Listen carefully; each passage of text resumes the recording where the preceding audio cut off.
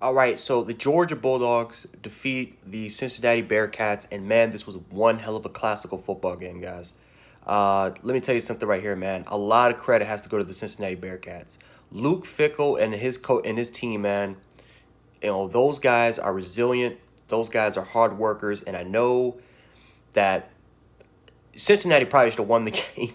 I mean, that 3rd and 2 situation, a lot of people are going to talk about that 3rd and 2 situation where they should have just ran the ball so they can try to waste that clock down as fast as they could instead of throwing it and then stopping the clock and then giving Georgia the ball back. But you got to give a lot of credit to the Cincinnati Bearcats, man. They showed today why they belong as far as with one of the best teams in college football. And Georgia was one rank behind Cincinnati, but everyone expected Georgia to win this game.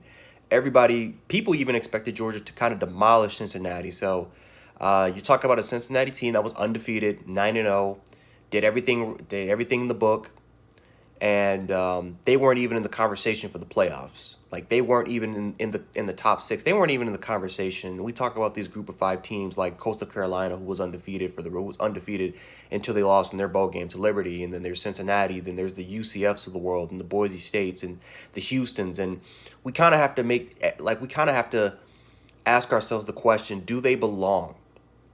Do they belong in the conversation for the college football playoffs? And none of those teams have ever had a fair shot of being in that conversation. To be fair, as much as we criticize the BCS was actually way more fair when it comes to non-group of five teams competing for potentially a national championship than the playoff committee's ever done.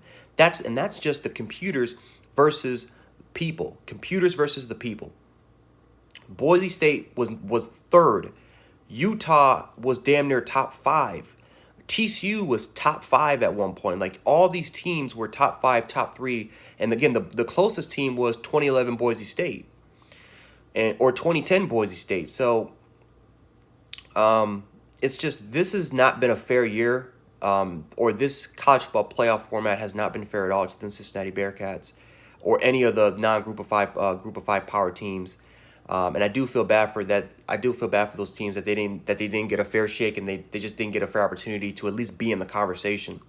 But this game right here, Cincinnati played their ass off, man. Their quarterback, I think his name is Simon, or Daniel Simon, played his ass off today, scrambling in and outside of the pocket, making plays. Their defense is for real. Their defense did a phenomenal job stopping Georgia's running attack, which has been Georgia's best number one identity. It's been their fronts. It's really been their offensive line and their running game for years, and their defense. And Cincinnati did a great job getting constant pressure on JT Daniels, making him feel uncomfortable throughout the entire day, stopping the run game, not letting Zamir White or any of the other running backs get going. And Cincinnati played with a lot of discipline. And they just played with a lot of heart, a lot of courage. You got to give a lot of credit to the Georgia Bulldogs offensive side of the ball because JT Daniels, as much as he was getting just hit in the pocket, he still played strong, man. Still threw for over almost 400 yards. Right, George Pickens made plays. Kearis Jackson was out there making plays. You saw Aaron Smith, true freshman Aaron Smith, go out there and make some plays as well. Again, Kenny McIntosh was able to make some plays on the outside. So you got to give a lot of credit to the receivers, the playmakers. The playmakers and JT Daniels in their passing game actually saved them this game. Normally it's the run game. No, it was the passing attack and their playmakers on the outside that kind of saved the game for the Georgia Bulldogs to win, at least on the offensive side of the ball. Defensively, again, they were down at one point 21-10, and at some point I thought Cincinnati was actually going to blow out Georgia, but Azeez Ojulari, who I believe should be a first-round pick, stepped up huge. You were able to see guys like Malik Herring and Nolan Smith and Quay Walker. Those guys stepped up, especially guys like Quay Walker. He definitely stepped up huge in place of Monty Rice, who opted out for the NFL. But Georgia's defense stepped up huge in the second half, and again, you can make an argument that they won them the football game. But man, I just got to give a lot of credit to the Cincinnati Bearcats. Man, they played one hell of a game. And, I think the crazy part is that even if they would have won this game, we would have overlooked it. I mean, Cincinnati probably would have claimed the national championship, but next year it just won't even matter because next year Cincinnati or maybe another non-group of five power team would probably go undefeated, and they wouldn't even be in the conversation. Even if the playoffs even were expanded to 8 teams, and by the end of by 2023, we all know at this point there's just no group no non-group of 5 power teams getting in the college football playoff, and that's something that should be changing.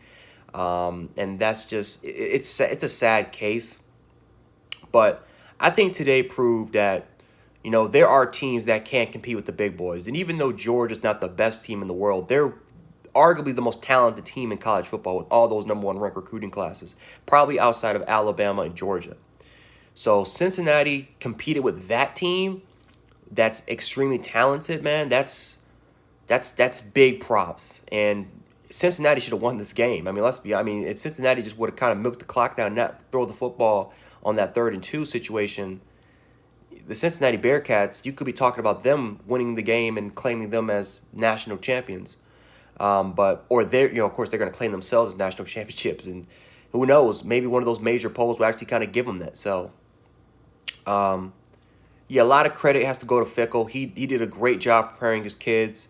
Got to give some props to Kirby Smart too, because he could have quit like Dan Mullen.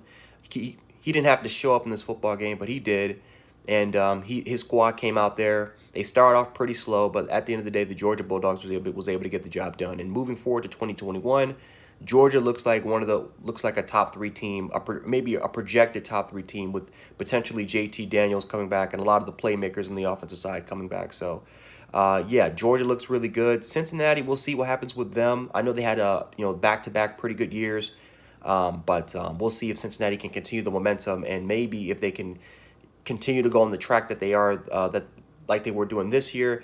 Maybe Cincinnati can finally be at least in the discussion for the playoffs.